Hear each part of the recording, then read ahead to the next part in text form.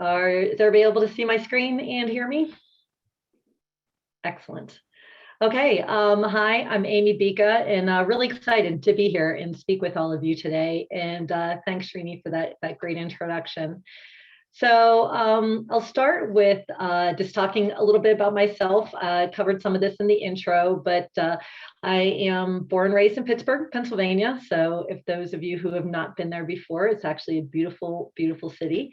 And I've had the opportunity to live in New Mexico and Norway, Canada, and have been here in Colorado for 13 years. So called this home for quite a while. Was in the private sector until now. So I'm brand new to public space. Started this job in February, so still have a lot to learn. And worked, like I said, private sector, and a lot of that in oil and gas. So have a lot of oil and gas experience, and then with some other data strategy roles too with consulting. And just on a personal note, when I'm not working, I'm either running, really enjoy running, and skiing, and also international travel with my family. So just a little bit about me. So when I first came, a question I got, especially with my background a lot, was, why are you here? What made you come to the state? And really a big factor for me is I wanted to make a difference. You know, we were actually chatting a bit before the conference started, just how it's amazing how data can really, you know, move the needle, change hearts and minds. And so you can really make a difference when it's data foundation. But the question becomes how, you know, how do I do that in this role? And so my main goal is really to improve the use of state data to have a beneficial impact on residents and visitors of Colorado. So, you know, we get sometimes down the weeds on the technology and the processes and procedures, but that's really the goal vision for me. So when I first came in, I thought, wow, there is a big ecosystem to learn. And so I actually made this little word cloud from the annual report from last year. So the GDAB, which is the Government Data Advisory Board, puts out an annual report. And I thought it was interesting to see what just jumps out. And of course, there's the obvious things you would see in both private and public sector, being data and sharing and information. But as you see very quickly, a lot of things jump out too. Various agency names, COVID-19, you know, governance, health, providers, and you know, a big part is services. And so all the data we have really takes on that slant. So I've really had to dig into what are the use cases here at the state and what are we trying to accomplish? And so this is just a sampling. I could go spend my entire time just on use cases, but I did want to dive into some of these because I know there's a fair amount of public sector people here, maybe from out of state, and then also private sector. You know, it's good to have that idea of what is really the vast impact of state data. So lots focus on health. There's a health IT roadmap, really about getting right info to the right individual at the right time, and making sure that all Coloradans have access to affordable and high quality healthcare. And that really aligns to Governor Polis's strategic initiatives.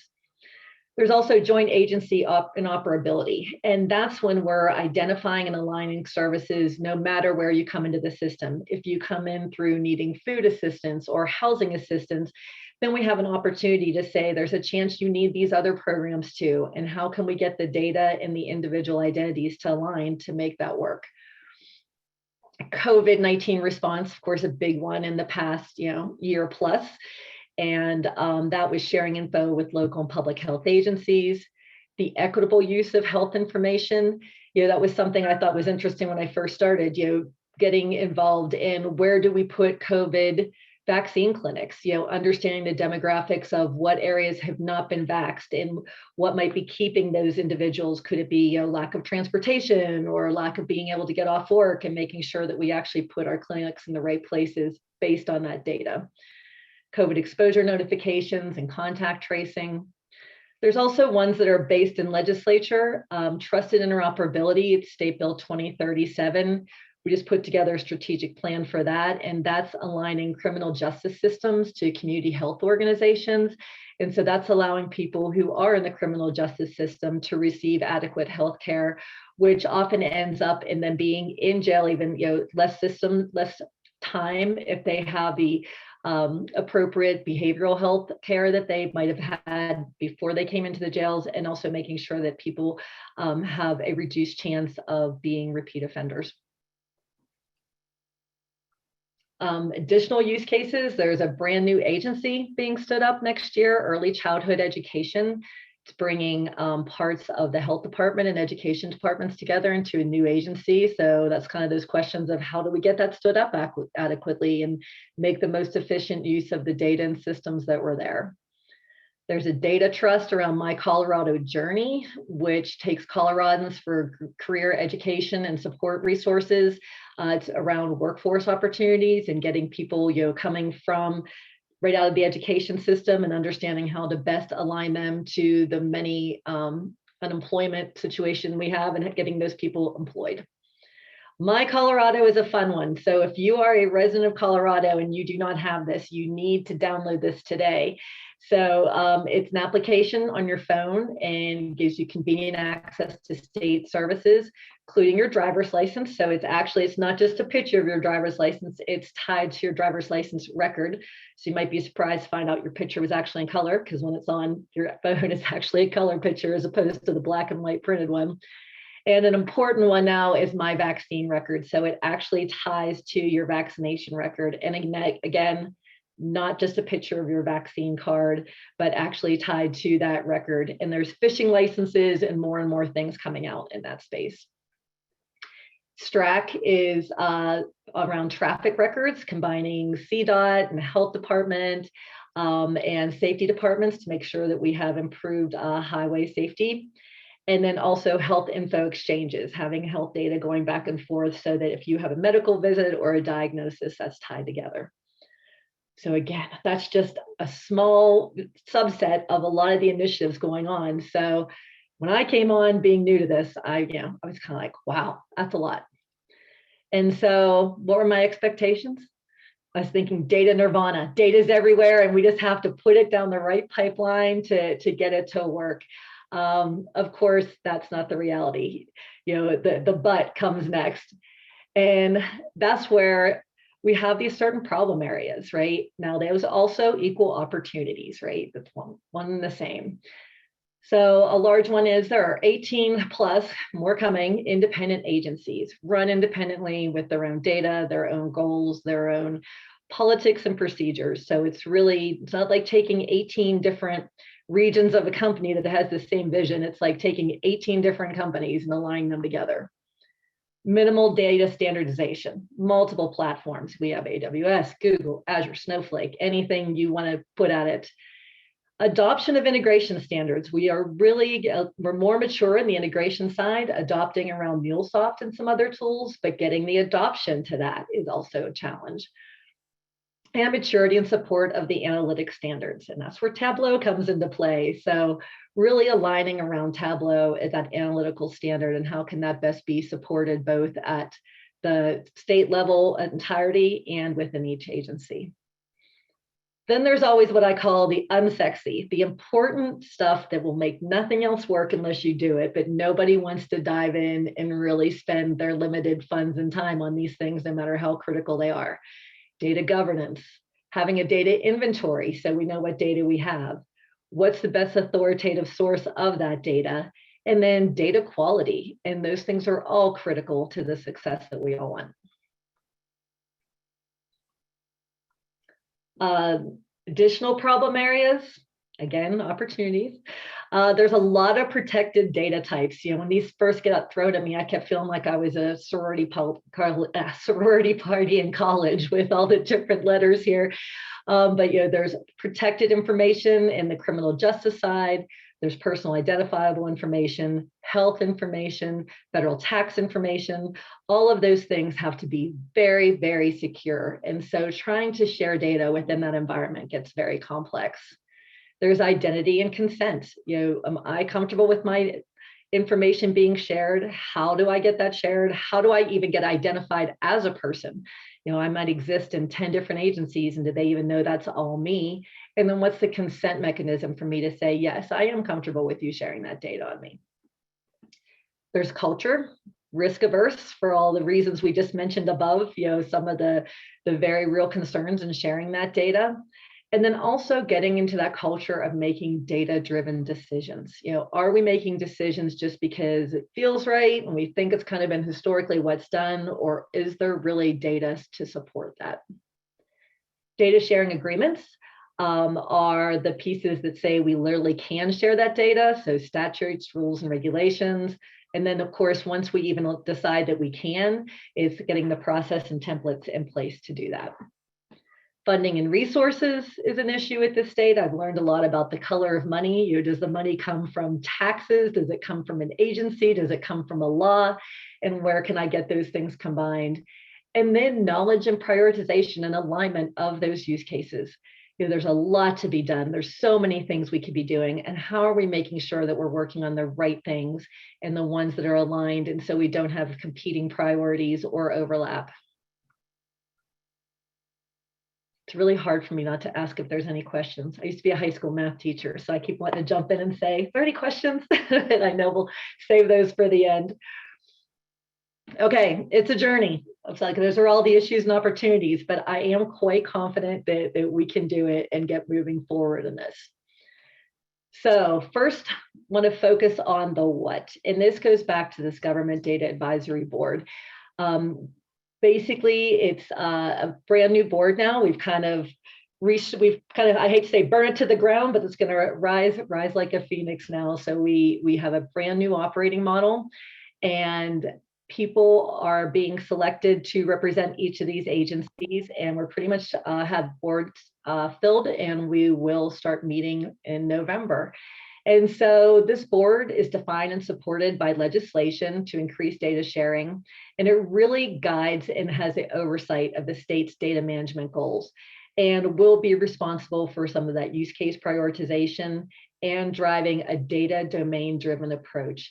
And if you see how this structure has been changed, we're really looking at domains of data now instead of agencies. So instead of somebody saying, is this data coming from Department of Human Services or from the Healthcare Policy and Financing, the HITPUF group, it's basically this is health data.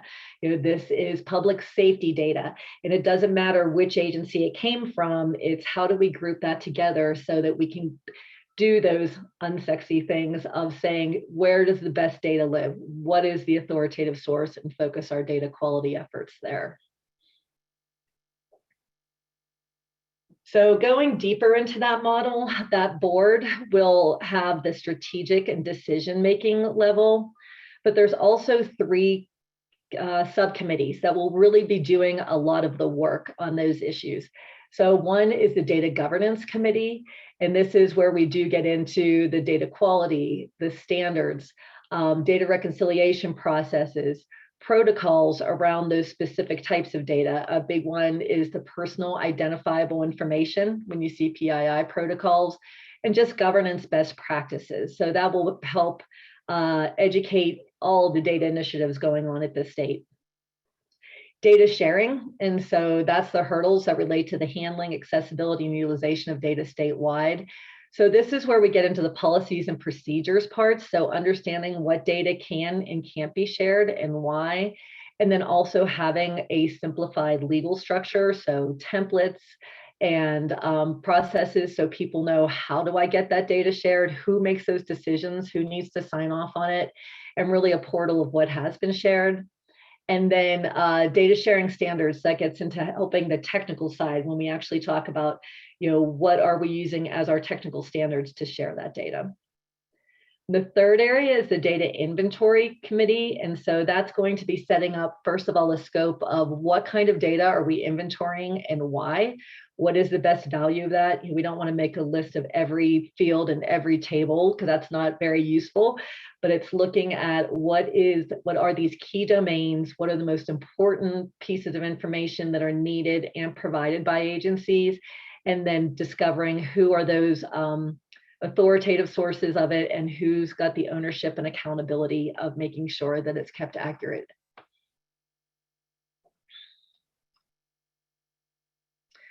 So as the CDO, what is my role? And so we did some sessions with key stakeholders when I first came on and asked people, if I was to be described in one word, what my role should be, what would it be? And this is the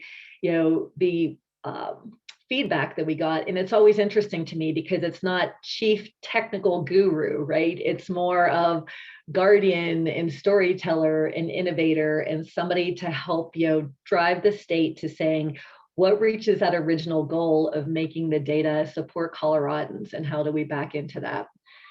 And so as CDO, really my key focus areas, and as you'll see, some of these do align to the GDAB efforts, are to encourage data sharing, reduce data risk, foster data maturity, and really cultivate that culture of data-driven decision making. So we have a lot of programs and services that come out of that. So the department that I have, and then I'm also building out, falls into all of these. So education and outreach, governance, quality, inventorying, sharing, architecture and strategic consulting. And that's where we have a lot of handshake to the agencies that already have mature data teams, and how can we best align with them to help them see the bigger vision. Data integrations and API-led connectivity. Data warehousing is something that we're really just starting to get into as a holistic vision. Efforts till now have been very individual spaces, so looking to make that more cohesive. And then data discoverability and access. I have to put a little plug in for this one because there's actually an opening right now for an API evangelist. Closes tomorrow, so if you're interested, jump on that one. But that's going to be someone who's really going to be able to help us communicate the benefits of these APIs that we're building. They'll also be supporting the two websites that you see there. Data.colorado.gov is where we post our public facing data sets. And then developer.colorado.gov is where we are going to be posting our public facing APIs, so that people can be using those to integrate as they are partnerships in our services. We also have the visual analytics piece, which is GIS, and then the data analytics piece.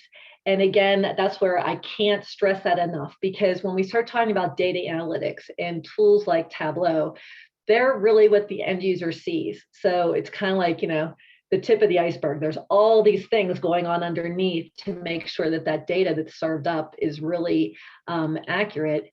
But I had here the mapping the data to the analytics and making decisions that influence actions is really critical to the data strategy. That's really the handshake from all this technology to the end users and where we really want to go. So this is where I am now. Make it so. So we're going to go ahead and put all this into action. Some things are in progress already, and other ones are just getting started. But that is the end of my talk today, but I would love to entertain any questions.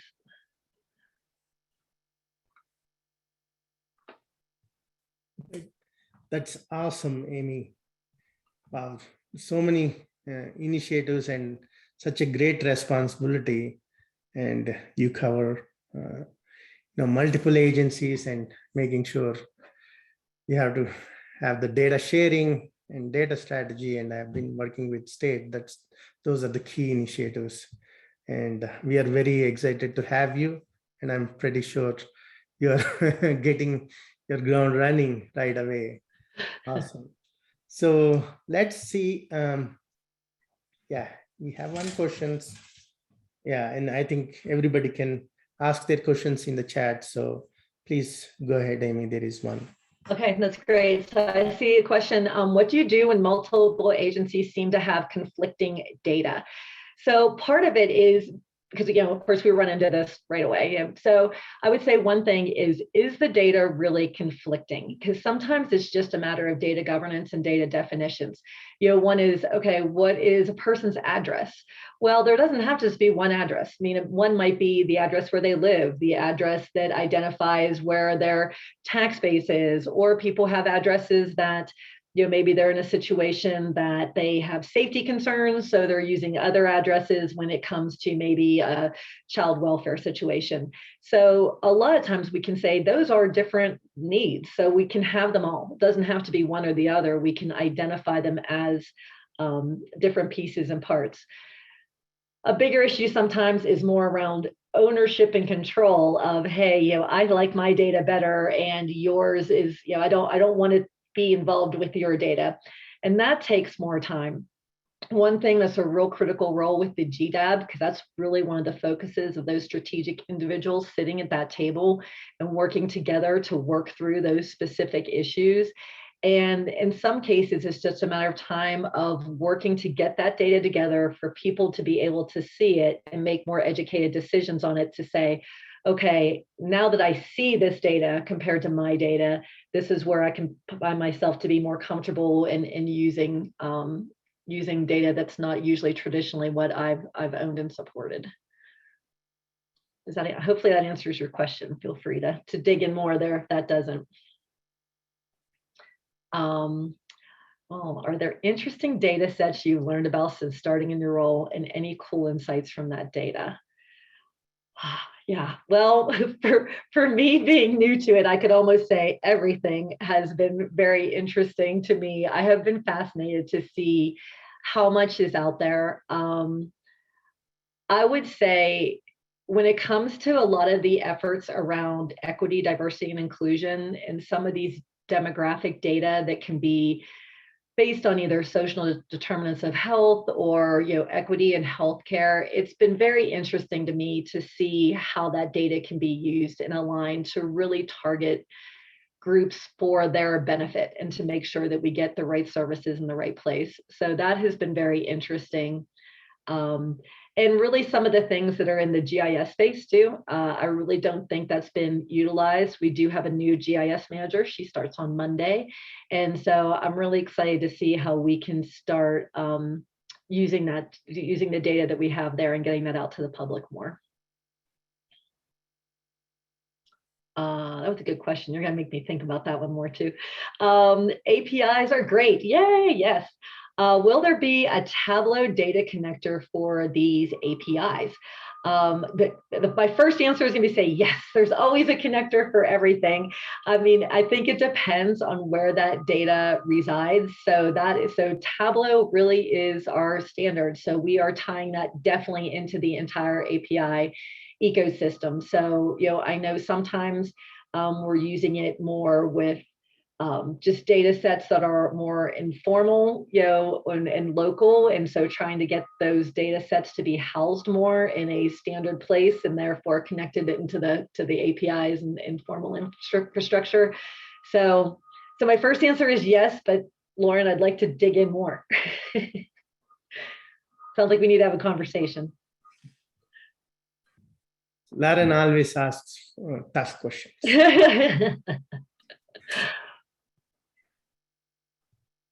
Are there any other questions?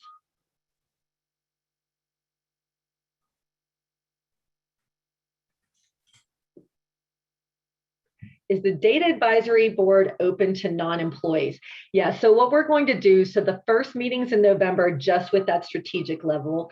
Then through December, we're going to be filling in the 3 subcommittees. And then going forward, as we have those meetings, they will be open to the public to listen to. So it'll be structured where the board members will be the ones who'll be speaking and having those conversations. But it will be open to the public to engage and then also to ask any questions, at the end of those sessions. And then there is a website out there now that it's a GDAB focused website, but I hate to advertise it because it definitely needs some love. So that's definitely on my agenda to start putting more of the use cases and actually what we're doing instead of just things like meeting notes.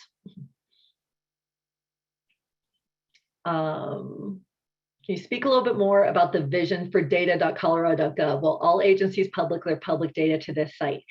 Yeah, so that one is also, so there's a mixed bag right now. So some agencies do publish their data to that site. Some comes from OIT, and then there are some agencies have their own site. So that's something that we will make that a one-stop shop, but it might still be a link. Somebody like CDPHE has a really rich amount of data on their site. So we're not going to say move that all to ours, but we'll definitely make sure that there's multiple ways to get to the same data. So if you've come through data.colorado.gov and you need that data, or if you're going to CDPHE directly, that whole ecosystem will be linked. But that new API evangelist role that we're hiring, that's going to be one of their key focus areas, is making sure that we're making the best use of that portal, and also getting more of the GIS data there too, because some of it's scattered in different places. Carol. Hi, Amy. What advice do you have to work successfully with OIT and agencies on these types of projects? So the first thing I would say is to make sure that OIT is aware. And so I think, for various reasons, sometimes it seems like it's kind of a silo. And so I spend, time just trying to keep my ear to the ground of what's even going on, because from where I am, I can see sometimes, oh, you're doing this and you're doing that. About 30% of it's the same. So can we, work together? So just bringing them to my office and making us aware. And then what we're really formalizing now is, how do we best work with agencies? Because some agencies range in their level of data maturity. So, there's ones who are, hey, I've got this issue, can you do it for me? And there's other ones who are very mature in that space and just saying, okay, I want to make sure that I'm, aligning to state standards, so that when I need to handshake with other agencies or need resources, that I'm part of that ecosystem. And so, so I would say reach out first, and then let us understand those use cases and where we can best fit together.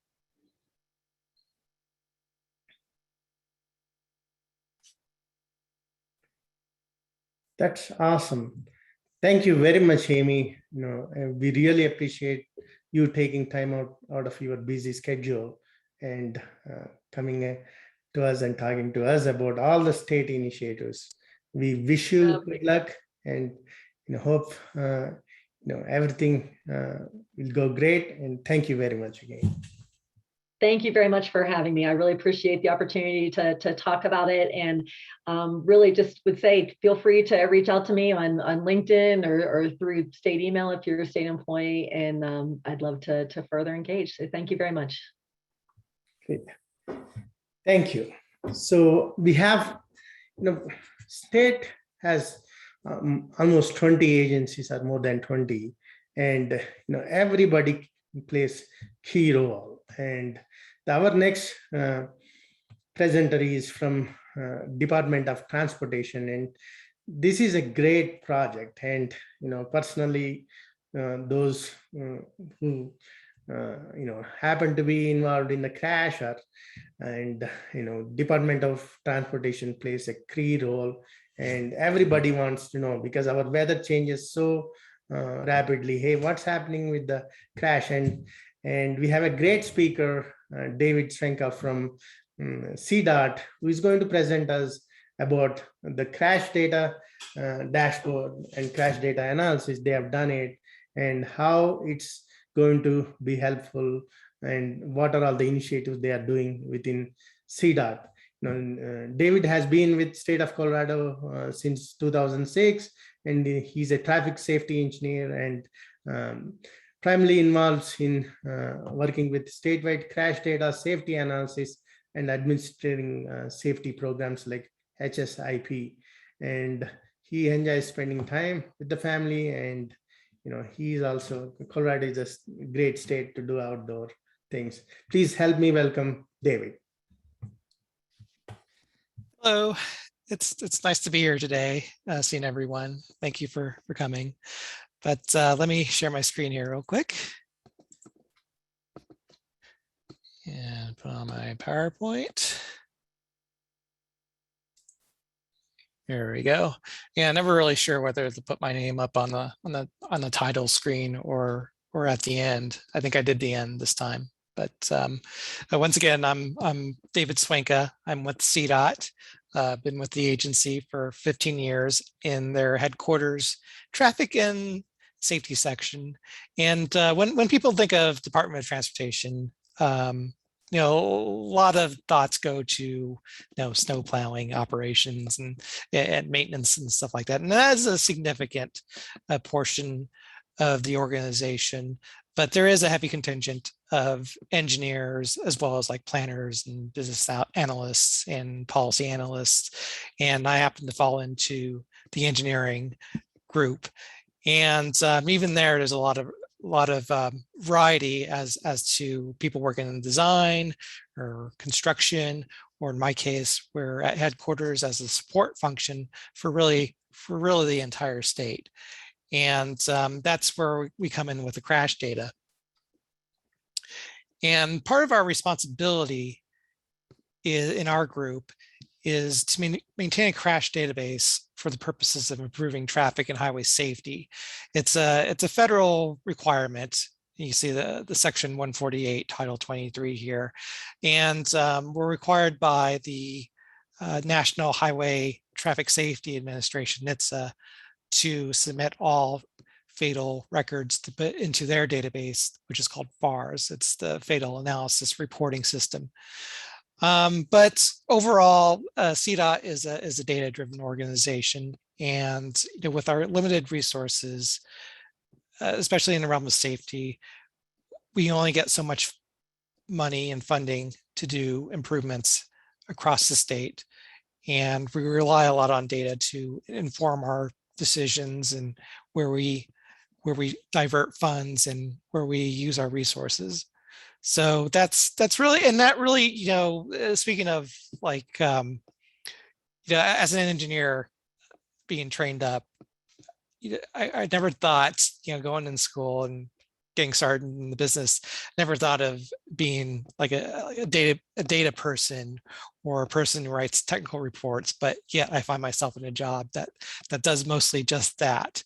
Although I'm an engineer, the job is highly analytical, but it's good that my engineering background keeps it connected to what the state does as far as highway construction projects. And that connection is very strong and very useful, as sometimes that concept of highway safety is very vague and general.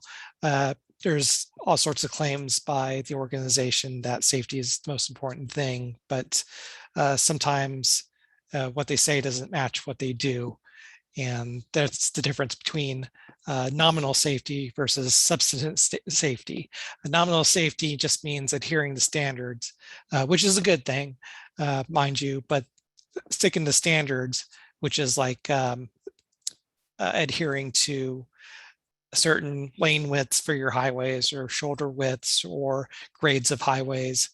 That's all very important, but that doesn't always guarantee that the facility will be safe. This is where the substance safety brings data into the equation and brings information to a quantification of how safe a facility is, because no facility is truly safe or unsafe. It's a matter of degree. And as dictated by our strategic transportation safety plan, our vision is that the future of Colorado is zero deaths and serious injuries to all people using any transportation mode arrive at their destination safely. So transportation mode includes not just vehicle travel in cars and trucks, but also pedestrians and bicyclists. Technically also includes like air travel and probably even water travel.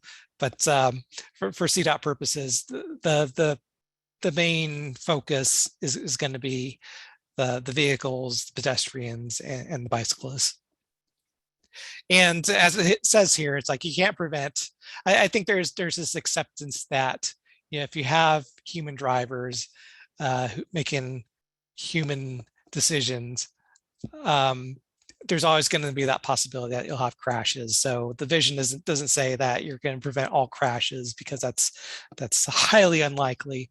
So the focus here is those crashes that cause deaths or serious injuries, which the belief is that that's going to be more achievable than preventing every single crash that happens anywhere.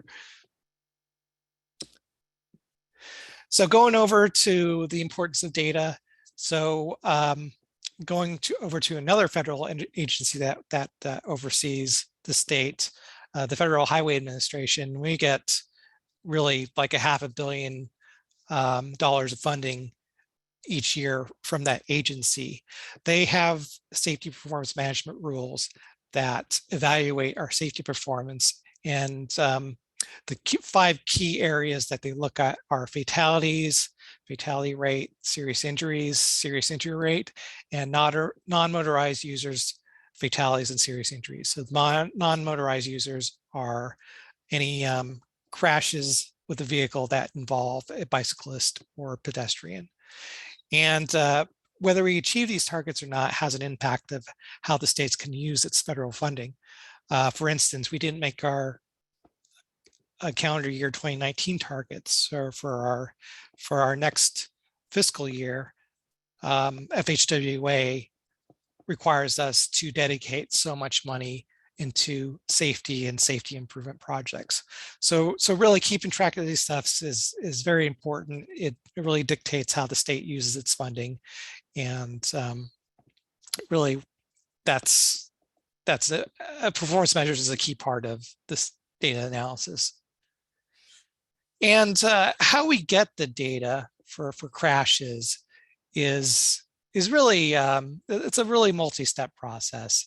After a crash occurs, if a police officer reports on it, and this could be the Colorado State Patrol or a local city or county or sheriff's office, they fill out a report and then they submit that report either electronically or a scan file to the Department of Revenue.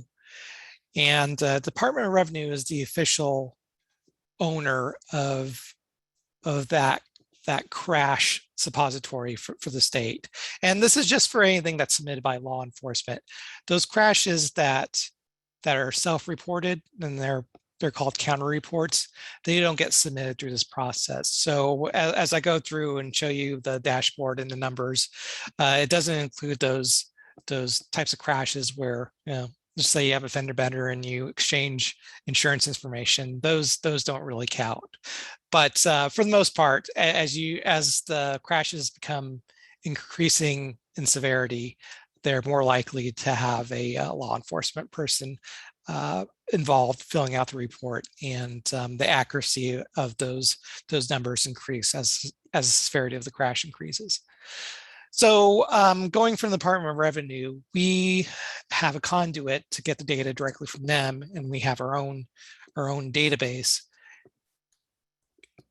and that's where we start using it. Our database is called BEST, and it's BESDT. That stands for Behavioral Engineering Safety Data for Transportation. So just to give you an example of the amount of data we receive every year, and this is a typical year in 2019. 2020 is going to be an anomaly just because of the COVID effect. But typically we're on the order of 120,000 crashes, reported state crashes, and about 550 fatal crashes with about 600 killed. 2,600 serious injury crashes with about 3,200 seriously injured, and then from there on, about half of our crashes occur on the state highway system, where the other half occur on non-state highway system, and that's really just the ownership of the roadway, whether it's the state or local agency. The states, every highway, including interstates, with like a state shield is a state highway, whereas all the rest of the roads, like most likely the road that you live on, is controlled at the local level. So even though there's that split of 50-50, really only 10% of the centerline miles is on the state highway system. So when you look at that, it's really imbalanced. Most of your traffic is going to be on those major routes that happen to be state highways more often than not. So there is definitely a bigger ownership of the Colorado DOT to manage their roadways, because that's where really a disproportionate amount of crashes happen on those roads. And going more into the data elements, some very important factors that get reported. We have the injury level, which is split into 5 categories, and it's commonly referred to as the CABCO scale, which is a national model dictated by the Minimum Uniform Crash Criteria Manual, or MUC. And you see the 5 levels here, where the K level is you're dead. And as you go down the next couple levels, A, B, and C, those are varying degrees of injuries, with A being serious, B being minor, and C being a possible injury. And finally, the last one, O, is no injury. So those are very important data elements that you have to keep track of. The rest of the data elements, and this is just a small percentage of what gets collected, but I feel like these are some of the more important ones that we use, not just for data sharing, but for data analysis. And what's included here is location, date, time, crash type, road description, road condition, weather type, vehicle direction and movement, speed, impairment, and human contributing factors. Some of these are going to be more reliable than others. Like, for instance, speed. Not many people are going to. A lot of this is admitting that you went over the speed limit by 30 miles per hour. Not many people are going to do that. So unless it's obvious to the officer, or if you have witnesses, sometimes that reported speed, it's not going to be all that accurate. And and even there's some other intricacies that are pretty interesting, like, for instance, crash types. Like I said, not every crash type gets reported. It has to be recorded by an officer, but even like hits with guardrail or hits with wild animals, those are pretty underreported. So, like, for instance, we have 4,000 wild animal reported hits in Colorado per year.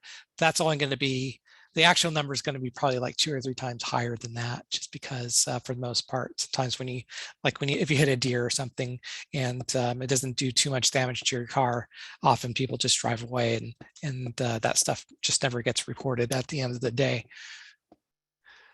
But going into so really the purpose behind developing a dashboard is that data sharing, data visualization aspect.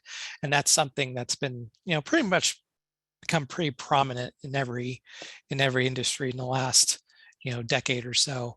And so we're just kind of catch up to the times to be able to have greater accessibility and timeliness of the data so that the public can easily view and access for their own knowledge and benefit of the safety numbers in Colorado and the number of crashes.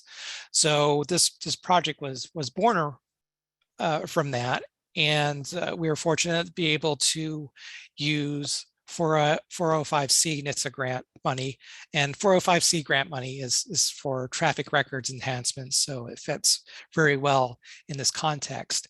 And this project was pretty close to 100K and approved for fiscal year 2021, federal fiscal year, which happens to end at the end of September of this year. And we kicked this off in May of this year, and it just finished in September. And our primary contractor was Srini, and he definitely did a great job here, working with OIT and our traffic unit to develop this. So just kind of giving you a quick overview of what we developed. We had really four key dashboards developed, and the first one was a summary of crashes, and this was you could filter this by severity, county, time of day, and crash type. The second graph is, well, actually it was 4.5 dashboards, because we did have a table as well, which has more of a tabular view of number of crashes versus the more graphical view. So that's sort of like a half dashboard there. And then we get into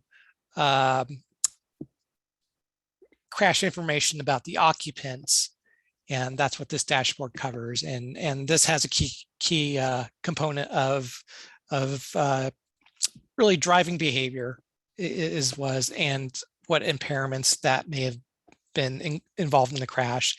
And there's all sorts of sortable filters that we could use for this. But yeah, you have the ages, you have the behavior, and we have this for both occupants and non-motorists. So this is really like two different dashboards here. Again, high-level summaries. So in developing this dashboard, I mean, there are certain challenges. We just switched databases really over the last year. So prior to 2020, our database was just really one flat crash summary data file. That's what you say prior to July 1st, 2020. And that had all of that key information like date, location, crash type, etc. But we could only get driver information and not passenger information. So going to a new database, that BEST database in 2020, we were able to work with 3 different databases. And along with the crash summary type, we had an occupant database and a non-motorist database. So the occupant database is for drivers and passengers of vehicles, while the non-motorist data was for pedestrians and bicyclists. And merging all of those gives us information, like I said, not just with the drivers, but with everyone involved in the crash, even if there were like 5 people in the vehicle, where we couldn't do that before. And we merged all that information into the crash data dashboard. And you know, I guess in retrospect, I would say like splitting it up by a half year was very challenging. You know, I wouldn't recommend it if you could make a decision to cut off at a single year, because I know we must have been weeks or even months trying to come up with query language to account for both in 2020. And you know, it would have been easier if we were able to delineate that by a single year instead of halfway through a year. But we ended up doing it. But it's one of those things that as a learning experience, you know, if we had to do this again, you know, maybe a change point would have been better at the beginning or end of the year. And so from here, I'll go into the actual demo of the database itself, because the PowerPoint's really the non-exciting part of this, but just kind of show you how the system works. So really putting this on our website, and CDOT traffic and safety, that's our main page. It has a feature of the crash data dashboard, so we can go straight into the summary. And here it is. It's pretty interactive. If you want to search by, like I said, county, you could select that, and it would highlight just the information for that county. And right now we have our data stretched from 2010 through 2021. Really, it's nice because it's real time. That's something we haven't been able to share before. Previously, our data sharing always had that 6-month or 1-year time lag. But for this, it is real time. As soon as the data gets imported from the Department of Revenue into our database, the system updates and is able to update these dashboards in real time. So that's really nice. But you know, going over the summary, we see the crashes per year and going from 2010 to current. And you can see how things got worse over time. And then in 2020, like I said, 2020 is a very it's going to be an outlier year just because of COVID, where there is that 2 or 3 months where things just shut down entirely. but I think in 2021 we'll be restoring to normal levels. But yeah, you have these elements with the crash type and county and map, and then you have a link to the tables here, which you could again separate by county or just look at an individual year, and it has the tabular version of the count. Pretty easy to navigate through, and the buttons here are pretty easy to navigate also. Going to performance tracking, and this goes to what we report to FHWA about how many fatal crashes we've had, or fatalities, serious injuries, fatality rate, serious injury rate, and non-motorized serious injuries and fatalities. So again, it's very similar, but it's more focused towards those performance measure elements. And then we go to the occupants and non-motorists, and you see the dashboard with the ages and the human contributing factors and driver actions. So it'll detail which drivers percentage-wise are responsible with DUIs, and again, like I said, a lot of this is underreported. It is officer's opinion, but it does provide a pretty good sample size, and that sample size allows you to develop indicators on strategic approaches to improve safety. And then we go to the non-motorist here, and same thing, same concept, only this is more geared towards pedestrians and bicyclists, and you're able to highlight just the bicyclist if you want to. And like, it happens, bicyclists can be impaired as well. So there's a way to sort for that too. It's not going to be a very high number compared to vehicles, but it still happens.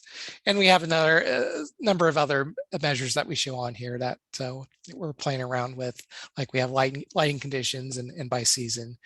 But yeah, this is the dashboard, and we have one of our CDOT engineers on here, Anthony Vu. He was responsible for integrating this to our webpage and kind of the arrangement of the graphs and the aesthetic look of it, and it looks great. And it's certainly something that we're going to keep working on as we move forward. This is really the first iteration. We really want to do more with this. We're pretty excited about how this is working, and it's being very well received.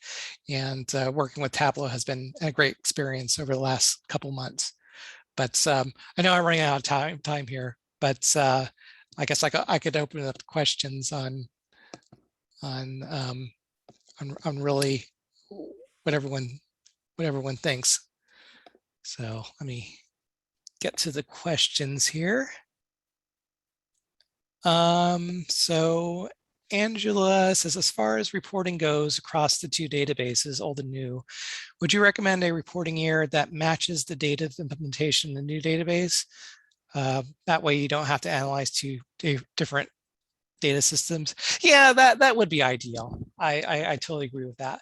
But sometimes I know, the change in database was years in development, and I know some of the challenges is it's like, do we wait for 6 months to make it official, or do we just go with it because people have been waiting for it for so long and we want to move forward with the switch over? And I think that's where we were at the time.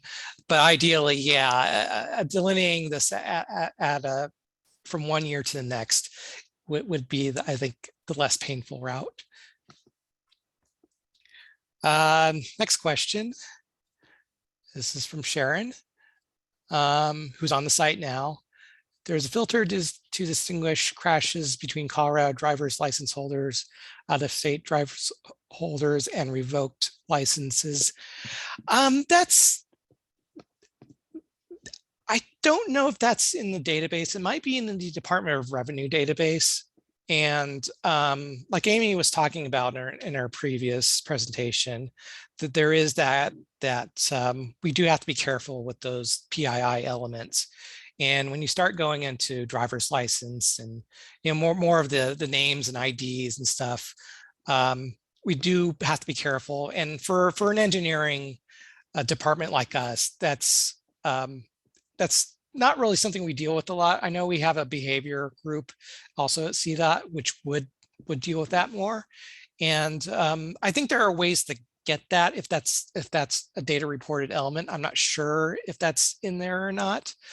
But that's something, like I said, that could be workshopped in future iterations if that information is available.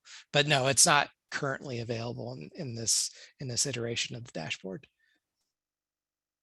Can you share the site link? Yes, I can. I will put that in the chat. Next question, does your team produce analytical reports maps based on statewide rates of fatalities? Yes, we do. That's from Jenny. We do network screening, and we have this concept, and this is more my engineering analysis side than my database manager side. We do translate to what the number of crashes and what the crash rates mean. And we have this measure called level of service of safety. And that will tell you if, let's say you identify 50 crashes for this 2-mile stretch of interstate. Is that over the last 2 years? Is that a high number? Is that a low number? Or is that just about right? We develop models that tell us whether that's a high number or a low number. And that tells us whether there's a potential for crash reduction at that location if the number happens to be higher than normal. And we also have diagnostics that evaluate whether there's patterns within that data set, if there's an overrepresented crash type. So we do have that, again, on our website, those types of analysis. Yeah, license holder status. Yeah, I'd have to check to see. I have to check to see if that's something that's in the database itself. I'm not quite sure, but that would be a neat thing to note if we were able to. Cool. Any other questions, or did I miss any? That's a great presentation, David. Really, it's one of the project I really worked on, and you have really complex data, and that too you're moving in from old system to new system, and that's where the half-year data that we had to blend. Yeah. And we did those marathon data analysis. Yeah, we spent a lot of time on a lot of time there. Yeah. And that's the fulfilling part. I really like providing those accurate numbers. Especially working with CDPS, I did a lot of DUI dashboard, DUI data analysis, or marijuana data analysis. It's just like you don't you find the solution for all the complex data. But that I'm glad, and I already see different revisions on the dashboard, and it's pretty exciting. Yeah, like I said, it's just the start. So we're pretty jazzed about this and looking to grow into doing this more often. Yep, Anthony and Boyan and everybody did a wonderful job. Yep. Thanks. I'll try to answer some of the other questions on the chat. Go ahead. Thank you, everyone. Yep. All right, great. Thank you, David. Our next presenter is from Department of Human Services, and it's part of modernizing performance management. Michael Martinez is the data manager in performance management group, and he from past years he has been focused on creating visuals that are intuitive and user interfaces that are seamlessly get to people to the data they want. He is committed to making sure that the needs of the stakeholders are met both internally and externally. And Michael is from Colorado. He went to Colorado State University, and he is one of the who does complex Tableau dashboards, and he knows how to work with state data, and those are some of the complex data visualizations I have seen it with the state of Colorado. Please help me welcome Michael. Hello, everyone. Thanks for that, Srini. Thank you for that introduction. So As Srini was saying, my name is Mike Martinez. I work with the Colorado Department of Human Services as the data manager on the performance management team. Let me share my screen here. All right. And welcome everyone. So I know that maybe people are getting a little tired out there. These 2-hour meetings can be a little bit rough, but we're almost there. We're like at the halfway mark and we're going to make it. So what I'm going to be talking about today is the performance management strategy that we have at CDHS. We call that CSTAT. Some of you may be familiar with it, some of you may not be, but I want to start there so that when we're looking at the dashboards, it kind of makes sense. So CSTAT is the performance strategy that CDHS uses, and CDHS means the Colorado Department of Human Services. So I'll do my best not to speak in acronyms, but to Amy's point, when you start at the state, it's like alphabet soup. Almost every other thing you get is like, you know, OCYF, OBH, you're like, I have no idea what you're saying. But CDHS is the Colorado Department of Human Services, and CSTAT is the performance strategy we use to improve outcomes for Coloradans. So for each of our offices, we have performance metrics that we track on a regular cadence. So we look at progress towards goals. We address barriers and problem solve.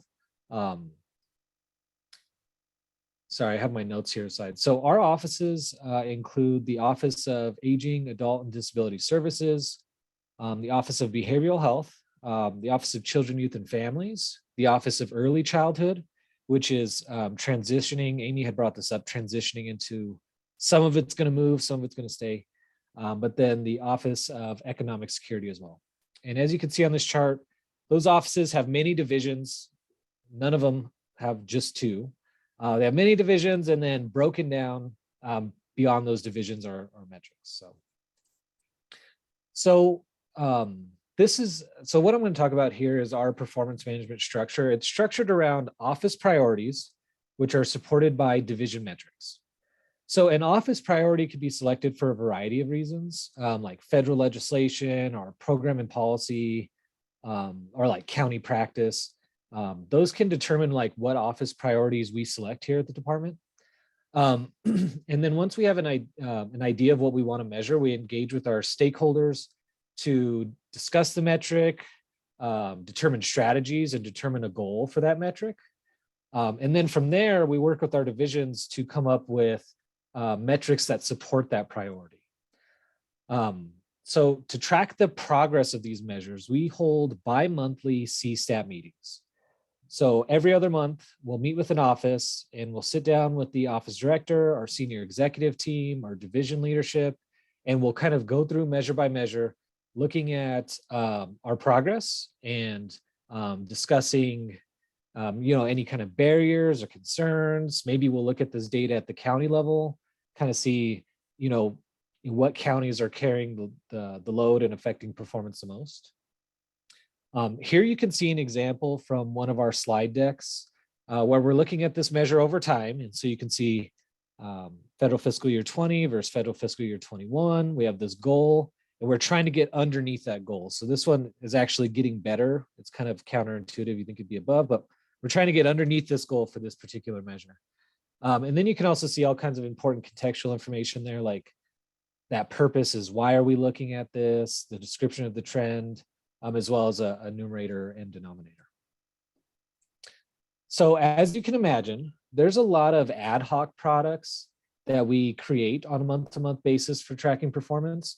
And many of those are static documents. So here you can see at the top, that's an example of a document that we send out to our counties. And below, that's an example of a document that we look at internally when we're looking at county performance. So we have slide decks that are shared with department leadership. We have dashboard PDFs that are shared with counties, a variety of ad hoc products that are distributed monthly. So our team spends a lot of time creating, maintaining, QAing these documents. And as we've been transitioning to Tableau, our plan is to make these products sustainable, interactive, and easily accessible, meaning you don't have to like reach out to our team for last month's dashboard or deck. And for us, this is going to be one of the largest returns on investments for our team. So as our analysts save time on creating these products, we can transition that time saved into more in-depth analytics for our programs and supports for the offices. So where are we at in this process? So we had at the beginning of 2021 met with our key stakeholders, did some requirements gathering, got a sense of what this product will be and what it won't be. We developed the first version of that tool and piloted it with one of our offices. And we used that feedback to create standardized dashboards across the offices, really to make them uniform so that if you're looking at one office's dashboard, you know that when you go to the next one, it's not going to be completely different. And now we're in this performance management pilot phase where we're trying to incorporate these products into the larger process.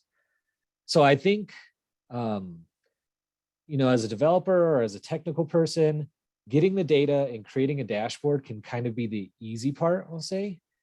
I think the hard part is maybe managing that change, getting buy-in from your stakeholders, using this new tool and the existing processes that have been around the department for years and years. So right now, that's where we are. We're working with an office right now to see like how can we incorporate this tool into our existing CSTAT structure, and also how do we manage that change management? How do we get the buy-in that we need from the office? With the idea being that the next quarter of the next calendar year, we'll do a department-wide release and get feedback, react to it as quick as we can, and push this tool forward and really just promote adoption and usage.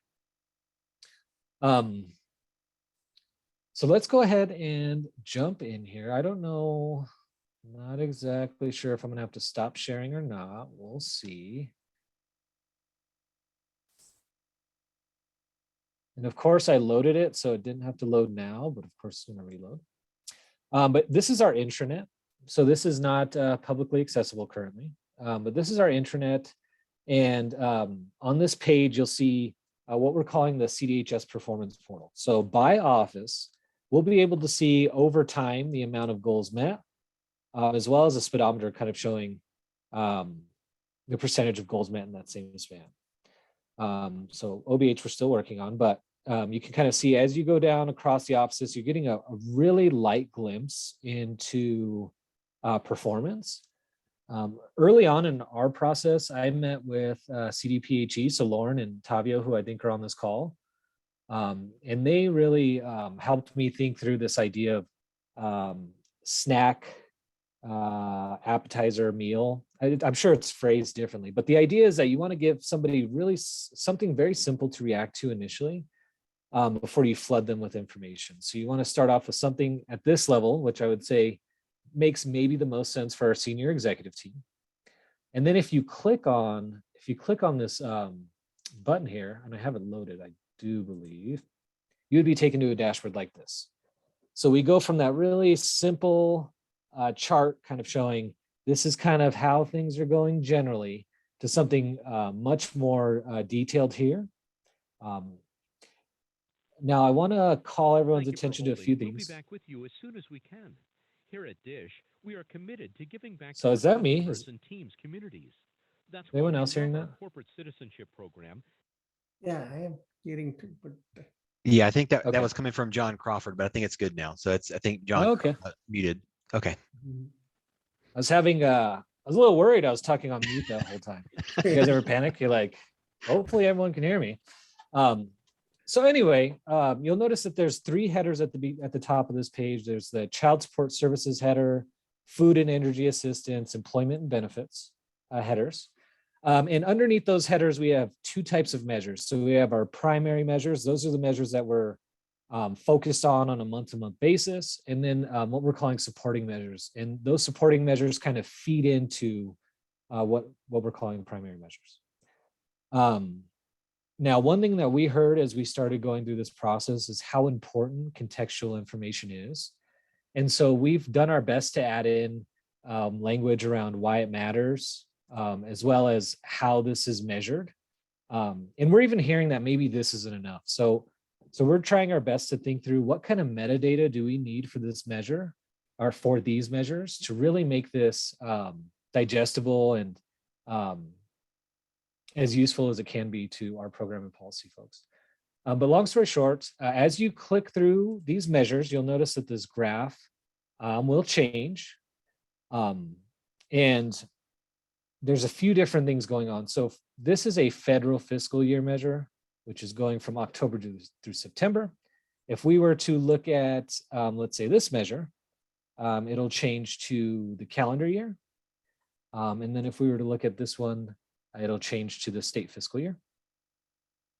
So these measures are not all kind of measured in the same span. So for us, that was something that was really important. And Tableau gave us the ability to do that automatically instead of having to, fight with Excel to get this to show us the way we wanted. Likewise, if I click here on, let's say, the 10 large counties, what we'll see is the graph and the dimension filtered, and we'll also see the 10 large counties performance. So for us here at CDHS, a lot of times the 10 large counties will drive a lot of the performance that we see across the state. And so for us, it's a really important thing to keep track of. And also, we don't want to necessarily be comparing, let's say, Denver to Cheyenne County. Those counties have very different denominators for a lot of these measures, and it can affect the way data fluctuates from month to month a lot. And as we select a county, so like let's say we wanted to look at Weld and Boulder side by side, we can click on Weld and click on Boulder, and we can see how those counties are performing, as well as their comparison, right? So like how is Weld performing in relation to the 10 large? Likewise, how are they performing in relation to Boulder? So this for us has been pretty helpful in the sense that before we had to create these graphs manually, right? So if a program or policy person came to me and said, I want you to compare Weld and Boulder, right? I'd have to go into Excel, I'd have to filter my graph or adjust whatever I had to and produce that. And now we have a tool that'll allow us to do that in real time, which is a big value for us here at CDHS, which is accessibility. And so that has been a huge value add for us. One thing we're going to be doing in the future is we are going to, like I was saying before, that idea of like a little bit of a snack initially, and then maybe something more robust here. What we're going to be working on next are these division specific dashboards. So something that gets the data geeks what they want, right? So you can think of that first dashboard we looked at kind of being for the senior executive team, this dashboard being for like division leadership, but this is not answering maybe the questions that our data friends have. And so like, what is the next level dashboard that we need to create where we're looking at standard deviations away from the mean and what does that mean for overall performance? Like I said, with small counties, we can see a lot of fluctuation. So you can see a small county like Moffett, or not Moffett, let's say Bent, you can see that county with a low denominator going all over the place. And the bigger question is like, what does that really mean? And is this something we should be concerned about or not? Is this just really them having a caseload of less than 5 cases every month, or is this something where this is a serious concern? So that's kind of the next step for this product, is to get those division specific dashboards built out and get our data folks something that they can really dig and dive into. But we're not quite there yet. We're still, like I said, working through adoption, which I would argue is a lot harder than building this dashboard. Although this dashboard is complex and has a lot of stuff that can be really tricky, I think getting buy-in across the department, getting people to feel familiar with the tool, be able to navigate in the tool, is maybe a little bit trickier than it was to build it. So that is all. That is all I had for today, and I can open the floor for questions. I think that's about like 10 minutes for questions. I doubt I'll use it all, but That's amazing, Mike. While we are waiting, well, like I said, these dashboards are some of the complex ones I've seen with the state. And you mentioned Lauren and Tavio. They build those CDPHE dashboards that are like are cater hundreds of thousands of Coloradans with COVID and with during the COVID time and all. So these are really helpful for CDHS for performance management, comparing multiple or different counties and how you have structured. It's really amazing. We have a question. it looks like we got a question here from Jarrod. So currently I work for CDHS, so I only really do this for CDHS, but I'm all about all of us lifting each other up. So if there's any questions or anything that you want to ask me, I'm more than happy to meet with anyone and work through stuff. I think that we, across the state and even outside of the state, the more we can learn from each other, the better. I'd say that almost everything that I've learned from others. So yeah, if you want to reach out after this, I'd be happy to help out.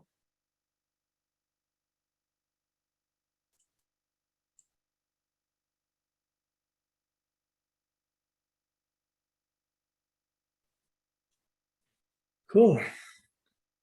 Awesome. Yeah, thank you, Srini.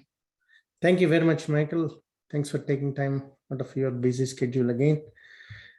All right, so if you don't have any other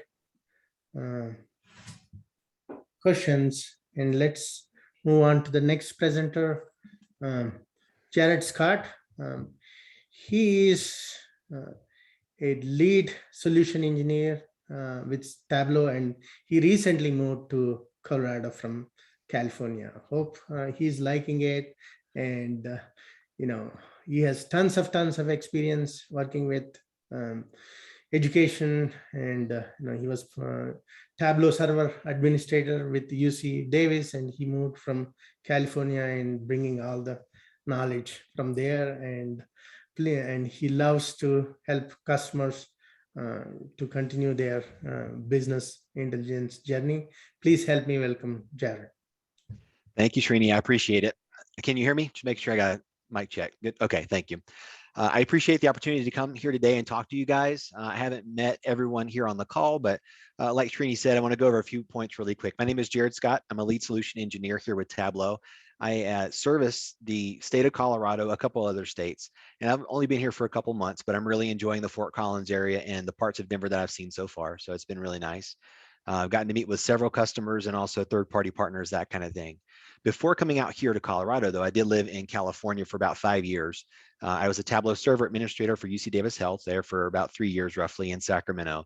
And then I joined the Tableau team. So happy to be here, hopefully to share some cool stuff. But the good news is for today that I actually get to do the fun stuff. So I'm going to share my screen. Let's make sure that goes well before I keep going. So give me just one moment. All right. So Srini, can you give me a thumbs up if you can see my screen? Thank you so much. I appreciate it.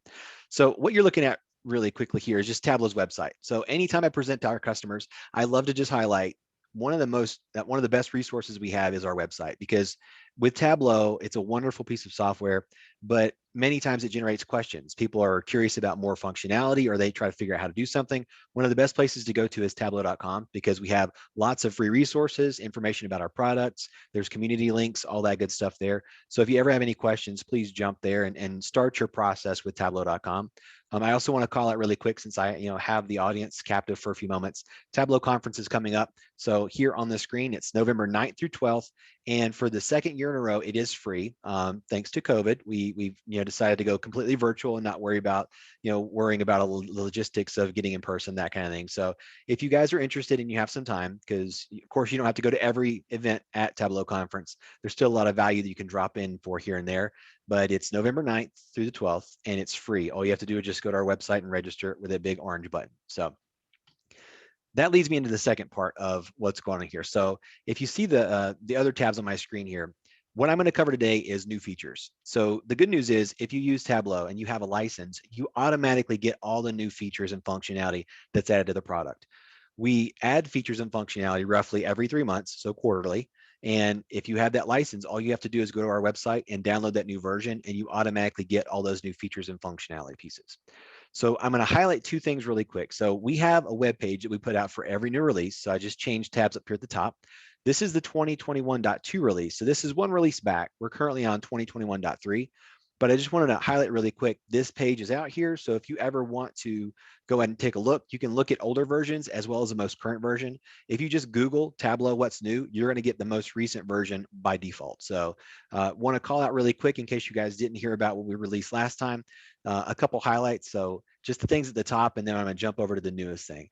Ask Data is a function that's been around our product for over a year now, so quite a long time, where this allows users to, if you see something in a visualization, to just go in and click on a particular mark in the visualization, a bar chart, something like that, and say, I want to know more about this piece of data or this certain subset of data in this data set. So you can click on that and actually see more about what's going on. We basically are opening it up to more users in the Tableau server environment. So this is highlighting that, Ask Data for viewers, that lowest level. So we start with Creator, then we have Explorer, and then Viewer is the lowest level. So we opened it up to everybody so that everyone can learn more from the data set. Highlighting the same thing here, Explain Data for users. And then Collections. What we saw in Tableau Server is that there's quite a lot of content that's there for bigger implementations. And you can have projects that you set up. Some people call them folders because it looks like a little folder icon. But we saw that sometimes people would say, you know what, I want to have a collection of content from across different projects and I don't want to duplicate it. So is there a way that we can make those collections of content for certain use cases? And so that's why we added this new functionality of collections. So effectively, it's just a subset of information and content that's already in Tableau Server, Tableau Online also. So that's basically it. If you go down to the very bottom here, you can see all the features. There's quite a lot there. I didn't cover everything. There's quite a lot in every release. And that's why we have these web pages. And once again, that's the older version. So what I'm going to do now is jump to the newer page, 2021.3. Very similar. At the top, if you wanted to go to this page, you could actually just hit the play button, and you're going to see one of our Tableau employees kind of walk you through some of the aspects of the update, not all of it. And usually they'll actually go into some of the products and highlight some of that functionality in a real world environment. So you can kind of see it in action, not just hear about it on a website or a slideshow, that kind of thing. So really quickly want to hit some of these highlights because I'm going to actually show you a PowerPoint presentation and talk a little more in depth about some of the ones we want to highlight this time. But data management updates, we're always improving these pieces of functionality. If you've never heard of data management or server management, just so it's clear, those are two product add-ons to what we sell. Most folks are familiar with Tableau Desktop, Tableau Prep Builder, and then Tableau Server or Tableau Online. But there are some other products we sell as well that aren't as widely known. So data management is one of those add-ons. Kind of scrolling down here, I'm going to highlight Tableau and the integration with Slack. Same thing for anybody who doesn't know or hasn't been around Tableau for a long time. Tableau was an independent company. We were acquired by Salesforce over a year ago. And then after that, Salesforce has gone out and bought Slack. And so what you're going to start to see with our marketing and our other products and recommendations is integration between these different products like Tableau, Salesforce, and Slack as well. And once again, there's that video at the bottom if you want to watch to see some of these things in practice. And then at the very bottom of the page, all the features. So you can really drill down and look at all these individual single points of functionality that we've added to the product. So great news is we're adding functionality every 3 months. So it's quite a lot of value, especially since you already have the license. So might as well go ahead and download the new version of the product and go ahead and enjoy all that functionality. So with that, let me go ahead and jump over to the PowerPoint presentation. Give me just a moment. There we go. What's new in 2021.3? I've already introduced myself, so I'm kind of just going to skip over that part for now. And let me jump over to the next slide.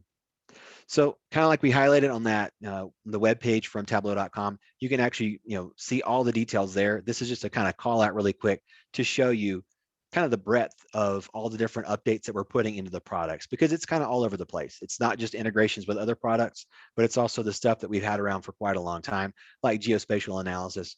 We've been doing mapping for a very long time. That was one of the very first value add segments that we put into our product. And so just to show that we're always adding to the stuff that's there, not just adding new, brand new novel features and functionality.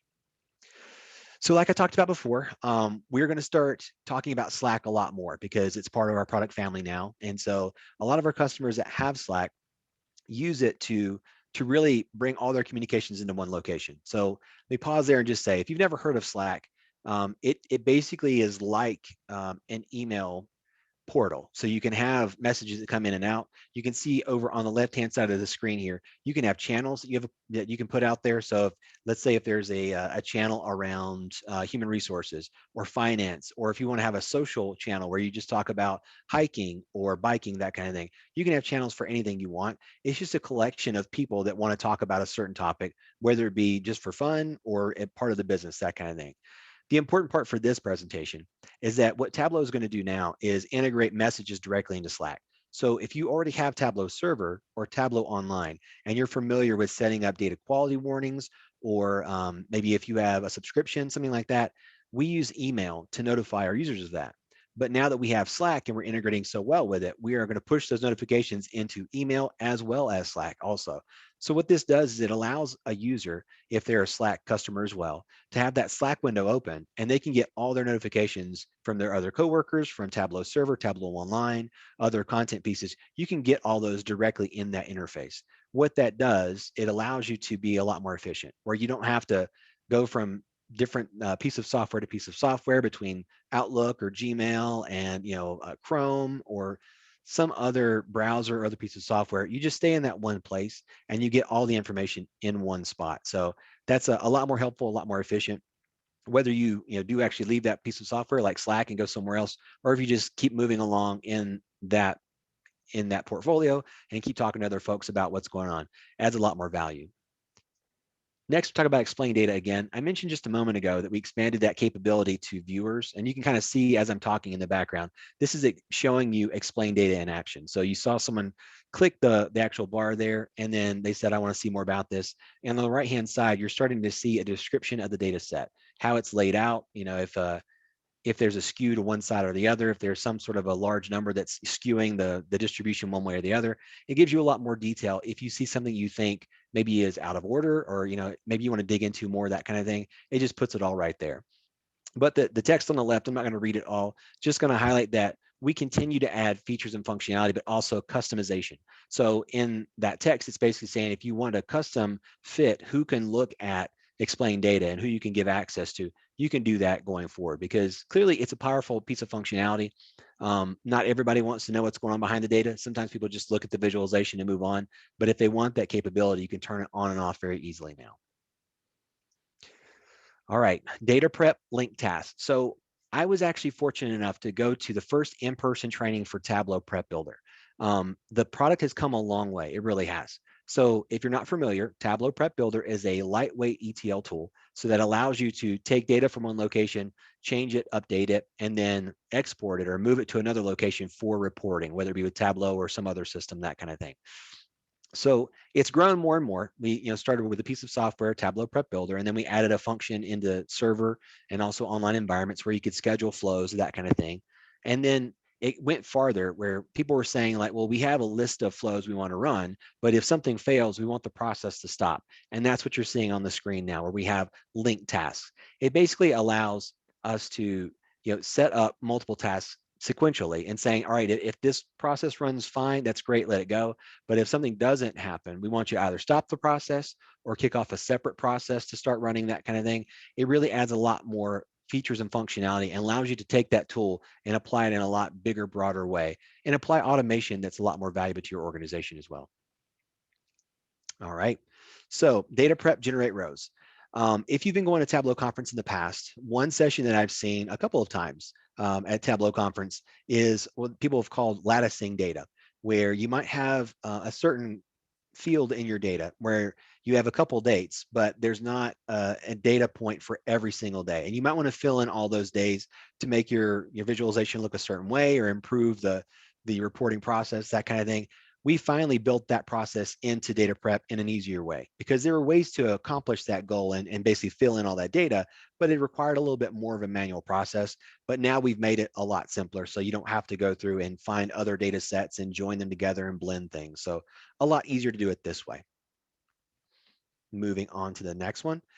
So as I mentioned before, Tableau was bought by Salesforce. So if you've never heard of SOQL, that SOQL, no big deal, because that's a proprietary version of SQL that Salesforce developed to interact with their data model and pulling information out. So if you're not a Salesforce customer, no big deal. For those that might actually work with Salesforce, this makes a lot more sense probably. But since they acquired us, we're starting to integrate more tightly with them so that you can do a lot more functionality or features and functionality right out of the box. You don't have to do any custom work. And this is just keep continuing going down that path where now you can pull in multiple different models through using SOQL. You don't have to worry about, doing individual connections to individual data models and then pulling information and trying to blend it in later on. You can do it all with one custom SOQL statement if you want. And there we go. So Google BigQuery, once again, every time we have a release, we try to either add a new connector or improve the connectors that we have, because that's what we get requested quite a lot. We have all the major players like Google, Microsoft, that kind of thing, Redshift, or any other major database technology and some other minor database technologies. But these moments like this, we're just trying to highlight that you can work better with certain technologies that are very popular amongst all of our customers across the US, because Google, Microsoft, Amazon, all those data sources, Snowflake, they're all huge, and everybody loves to connect, and they want those connections to be more robust, faster all the time. This is an important one. So spatial join improvements. You can kind of see an example there of two different maps, one from California, one from just a world map, a lot broader. We've continued more and more to improve the ability to make maps in Tableau, because that's what we've gotten requests for. We've had a lot of folks say they want to have more layers. We added that in the last release. And so if you want, you can go back and look at that 2021.2 release, and it talks about those joins a little bit more. This one you can see on the screen there. We've extended support for the combinations of polygon line, polygon, and line line. So if you build maps or you're familiar with GIS information, that kind of makes sense. For a lot of folks who are like, I don't know what you're talking about, that's totally okay. Effectively, the key takeaway here is that there are a lot of capabilities built into the product with making maps, and those are getting better with every release. In particular, if you look at the map on the left-hand side of California, make sure I get this right, the line spatial join is being used here to intersect one data set that has the major California highways, and then also a data set that has fault lines running through the state. So this helps us understand which highway networks are particularly susceptible to seismic activity, since they directly intersect the fault line. With a polygon join, this can also be visualized at a state or a country level, and that's what you see on the right-hand side. So I used to live in California.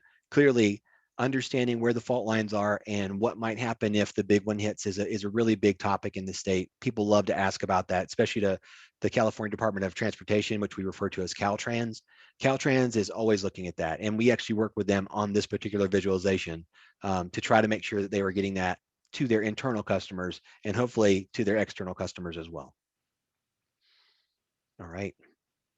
Personal space. So just a moment ago, I was telling you about how we set up collections. So if you see on my screen on the right-hand side, this screenshot comes from like Tableau Server, Tableau Online.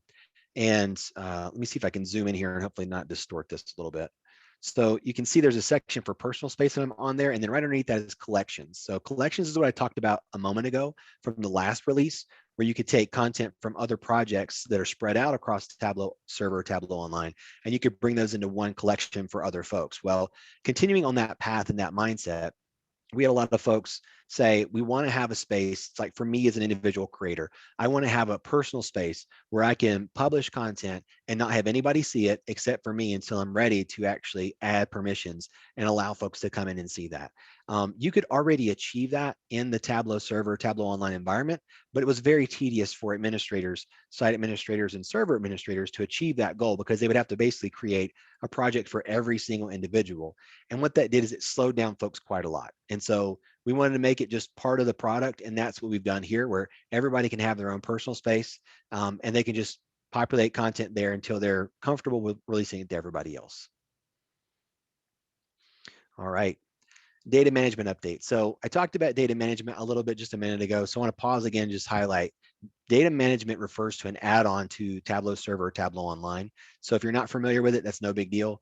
It effectively allows people to understand more about the reports, the metadata, what's going on there. It's fantastic for data governance because you can understand the connections to all the content. You can see where it came from, who owns it, when it's updated. If there's any calculated fields in a visualization, you can see right there on the right-hand side what's going on, and you can see even how individual metrics are being calculated. So data management is very valuable for the majority of organizations. We also have server management, which is kind of aimed more at those administrators that will watch over sites and whole servers and for Tableau content. A lot of value in that as well. But want to highlight, to start with that, and then say, in addition to the things I just talked about very quickly, we also have updates to that content or that capability to make it even more valuable. So one thing is link tasks, which we talked about a few moments ago. So you've already heard about that, how you can connect different things to make sure they go sequentially or stop the process if it breaks. Generate missing rows, we talked about that one as well. One thing that's important for the Tableau catalog is the data quality warnings. So I mentioned earlier on that it's common to get subscriptions through email, or if you have certain alerts you set up, you might get an email saying that alert has been triggered off, that kind of thing.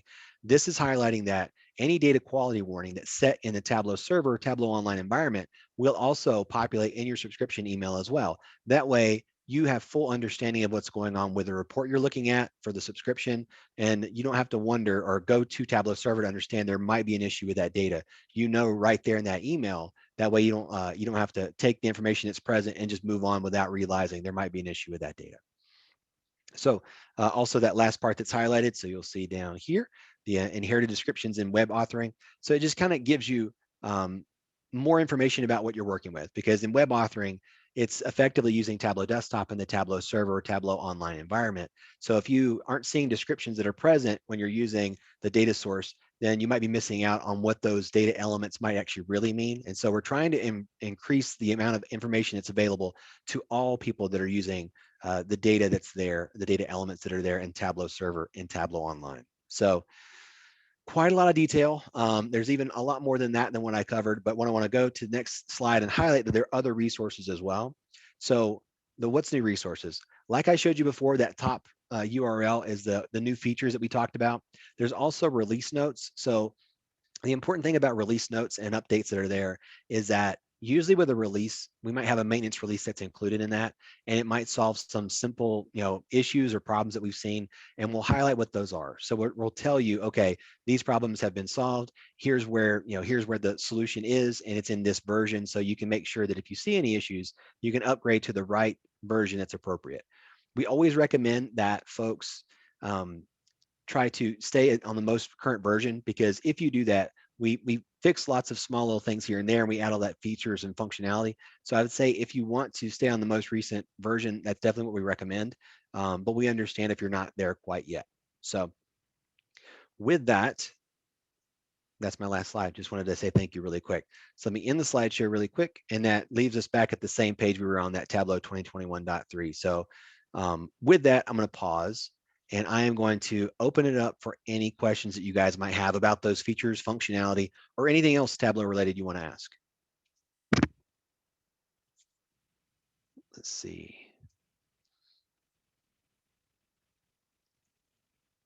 I'm reading the question from Zohar really quick. Is there functionality plan to refresh a prep flow from within Tableau Desktop?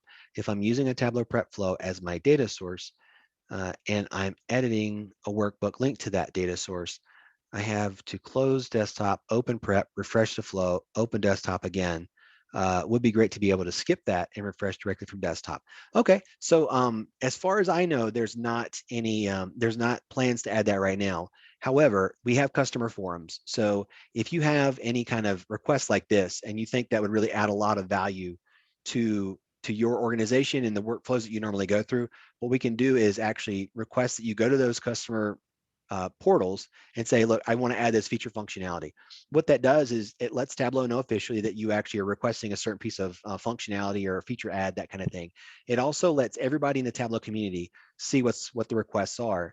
And as long as they have a username and login for tableau.com, they can actually upvote or downvote ideas to say, I think this is good, or no, I don't think that's that good for the product. So definitely please let us know and follow that process. If you give me just a moment, I will find that link just so I can drop it in the chat session or on the screen there. So give me a moment.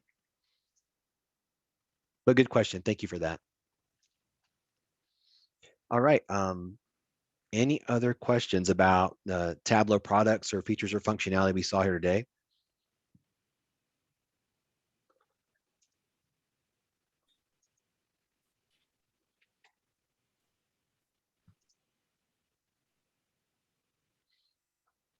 All right.